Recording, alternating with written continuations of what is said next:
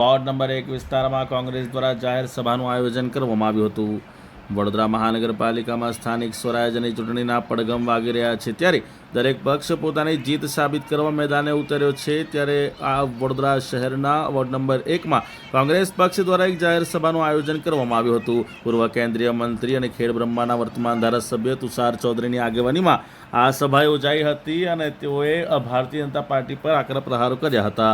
જાહેર સભામાં ward number 1ના Amiben Rawat, Pushpaben Vaghela, સોનાબેન Desai તથા ડોક્ટર નિકુલ પટેલ ઉપસ્થિત રહ્યા હતા કે જેઓ વોર્ડ નંબર 1ના કોંગ્રેસના ઉમેદવાર છે। વોર્ડ નંબર 1ના મહિલા પ્રમુખ તૃપ્તિબેન મકવાણા તથા મહિલા કાર્યકર્તાઓ અને વિસ્તારના રહીશો જે મતદારો છે તેઓ મોટી સંખ્યામાં આ જાહેર સભામાં ઉપસ્થિત રહ્યા હતા।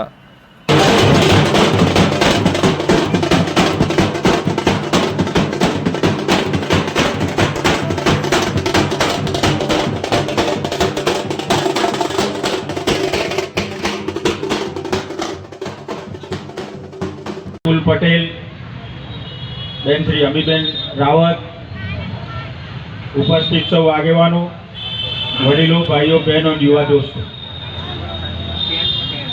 આજે વોર્ડ નંબર 5 અને 6માં કાર્યાલય ઉદ્ઘાટન કરીને તમારા સુધી પહોંચ્યો છે। વડોદરા શહેરની કમનસીબી કેવી છે, ચોમાસું હોય તો વડોદરામાં ઘરોમાં માથા સુધી પાણી ભરાઈ જાય, એમાંય હેરાન થવાનું। ને અત્યારે હજી તો એપ્રિલ મહિનો ચાલી રહ્યો છે, મે મહિનો આવવાનો બાકી છે। વોર્ડ નંબર 5 ને 6 ની એક જ ફરિયાદ હતી કે પીવાનું પાણી પણ અમને મળતું નથી। તો આવું તો કેવું શાસન 30 વર્ષમાં કે ઘરમાં ઘૂસતું પાણી ના રોકી શકો અને ઉનાળામાં પીવાનું પાણી આપી ના શકો। હવે આવું જ ચલાવવું છે કે કંઈ બદલવું છે, એ હવે નક્કી કરવાનો સમય આવી ગયો છે। ભારતીય જનતા પાર્ટી એમ કહે છે કે નો રિપીટ થિયરી। શાના માટે નો રિપીટ થિયરી ભાઈ? એટલા માટે કે તમારા કોર્પોરેટર પાર્ટીના નામે જીતીને વોર્ડમાં કોઈ દિવસ સોસાયટીમાં જતા નથી, કોઈનું કોઈ કામ એક કરતા નથી, ભ્રષ્ટાચાર સિવાય કશું કરતા નથી, એટલે 5 વર્ષમાં તમારે બદલી જ નાખવા પડે। ભ્રષ્ટાચાર સિવાય કશું કરતા નથી એટલે 5 વર્ષમાં તમારે બદલી જ નાખવા પડે। 5 વર્ષમાં તમારે ફરજિયાત બદલી નાખવા પડે, તો એને તમે લોકોને છેતરવા માટે નામ આપી દીધું છે નો રિપીટ થિયરી। કારણ કે બધાને ખબર છે કે એને રિપીટ કરે તો એ નો રિપીટ લોકો કરી દેવાના છે, એ જીતવાનો જ નથી, એટલા માટે આ નો રિપીટ થિયરી એ લોકો લઈને આવ્યા છે। ત્યારે અમારા કોર્પોરેટર તમે જુઓ, પ્રજાની વચ્ચે રહેનારા છે, અમે રિપીટ જ કર્યા કરીશું। આ વખતે બી તમે જીતાડશો તો આવતી વખતે બી રિપીટ કરીશું। કેમ? કારણ કે એ લોકો સાચા આત્મનગર સેવક છે। તમારો અવાજ મહાનગરપાલિકા સુધી પહોંચાડે છે, તમારી નાની નાની સમસ્યા હોય, ગટર ઉભરાતી હોય, પાણી ના આવતું હોય, રસ્તામાં ખાડા પડ્યા હોય, આ બધા જ કામો એ લોકો ઊભા કરાવે છે। એના કારણે આ લોકો વારંવાર જીતે છે। એટલે અમારે નો રિપીટ થિયરી કરવાની જરૂર નથી પડતી, કારણ કે અમે સાચા અર્થમાં પ્રજાના સેવકોને ઉમેદવાર તરીકે પસંદ કર્યા છે। આજે ભારતીય જનતા પાર્ટીની 162 ધારાસભ્ય ધરાવતી ગુજરાતમાં સરકાર છે, દિલ્હીમાં એ લોકોની સરકાર છે, છેલ્લા 30 વર્ષથી વડોદરામાં એ લોકોનું શાસન છે। તો આટલી બધી સત્તા હોય, આટલો બધો પાવર હોય, તો તમારે કેમ કોંગ્રેસના ઉમેદવારને ખરીદવા પડે? કેમ કોંગ્રેસના ઉમેદવારને પૈસા આપીને તમારે ઉમેદવારી ખેંચાવી પડે? કેમ તમારે પોલીસ તંત્રનો સહારો લઈને કોંગ્રેસના ઉમેદવારોને ડરાવવા પડે? કેમ તમારે ધાક ધમકી આપીને કોંગ્રેસના ઉમેદવારને બેસાડી દેવા પડે? કારણ કે એ લોકોને હાર સામે દેખાઈ રહી છે। એ લોકોને હાર સામે દેખાઈ રહી છે કારણ કે જન આક્રોશ, જે રીતે મોંઘવારીથી લોકો થાકી ગયા છે, શિક્ષિત બેરોજગારોની સમસ્યાથી લોકો થાકી ગયા છે, એના કારણે આ વખતે પરિવર્તન નક્કી છે। હું 1981માં વડોદરા શહેરમાં 11માં ડોક્ટર તુષાર ચૌધરી સાહેબને હું વિનંતી કરું છું કે એમને કોંગ્રેસમાં કેસ ફેરાવી અને કોંગ્રેસ પાર્ટીમાં સમાવેશ કરી અને કોંગ્રેસ પાર્ટીની પેનલ જીતાડવામાં મદદ કરવા માટે એમને કોંગ્રેસમાં સમાવેશ કરવામાં આવે।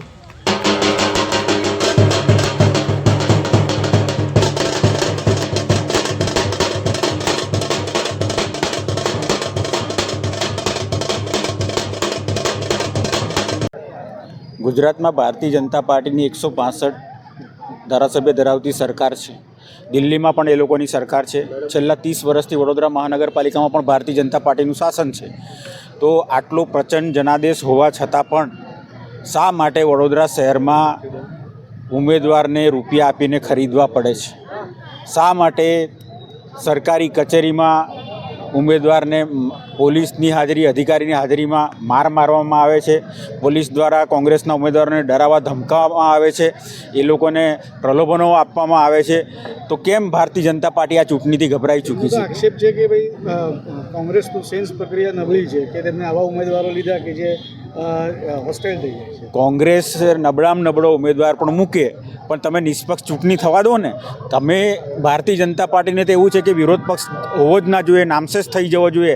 જે પ્રકારે એ લોકો વિધાનસભામાં વર્તન છે એ જ પ્રકારનું શાસન એ લોકો મહાનગરપાલિકામાં પણ. નબળા ઉમેદવારની વાત કરો છો, વોર્ડ નંબર 2 ના તો સીધા ત્યાંથી સાંસદ ના થઈ ગયા. તો આ તો પ્રી પ્લાન્ડ હતું. એટલે Bharatiya Janata party N can પ્રકારે ચૂંટણી જીતવા માગે છે, એટલે એમાં એ લોકો પ્લાન્ટેડ ઉમેદવારો પણ કોંગ્રેસ પાસે મોકલતા હોય છે, એ લોકો પાસે ટિકિટો પણ મંગાવવામાં આવે છે, એનું લોબિંગ પણ કરવામાં આવે છે, અને એ પ્રકારે ગમે તે રીતે પણ ચૂંટણી એ લોકોને જીતવી છે. અને શા માટે એ લોકો નો રિપીટ થિયરી લાવે છે? શા માટે નો રિપીટ થિયરી? એક મિનિટ, એક પૂરું કરવા દો ભાઈ મને. નો રિપીટ થિયરી શેના માટે લાવે છે? કારણ કે છેલ્લા 5 વર્ષ જે ભારતીય જનતા પાર્ટીના કોર્પોરેટર હોય ભ્રષ્ટાચાર સિવાય કશું કરતા નથી, લોકોની વચ્ચે જતા નથી. એટલે 5 વર્ષ થાય એટલે ઉમેદવાર બદલી નાખવા, અને એ લોકો એવું પ્રયાસ કરે છે કે જાણે અમે સ્વચ્છ છબીવાળા ઉમેદવારને આપ્યા છે. નબળા ઉમેદવાર કેમ લાગે કે તમારા સાથે વિશ્વાસઘાત કરે? સ્વાભાવિક છે કે અમારી પાસે એવા કોઈ વાર નબળા ઉમેદવાર આવી પણ જાય, પણ એવા કોઈ આજે 19 વોર્ડ છે વડોદરા નગરમાં, તો માત્ર 2 જ ઉમેદવારને ખરીદી શક્યા છે ને. તો 76 ઉમેદવાર તો બીજા અમારા મજબૂત છે કે નહીં? બાકી સેક્રિફાઈસ કરવા તૈયાર છો 76 સાહેબ? સેક્રિફાઈસ કરવાનો સવાલ નથી, પણ એ ખરીદાઈ ગયા છે. એમની કોઈ નબળી કડી હશે કે એમનો કોઈ જગ્યાએ ખોટા કામ નબળી જેવું થયું ને. હું એવું માનતો નથી, હું બિલકુલ માનતો નથી. નહીં તો એક કોર્પોરેટર અમારો ઉમેદવાર જ ના રહે. એક કોર્પોરેટર અમારો કોઈ ઉમેદવાર રહેતો જ नहीं।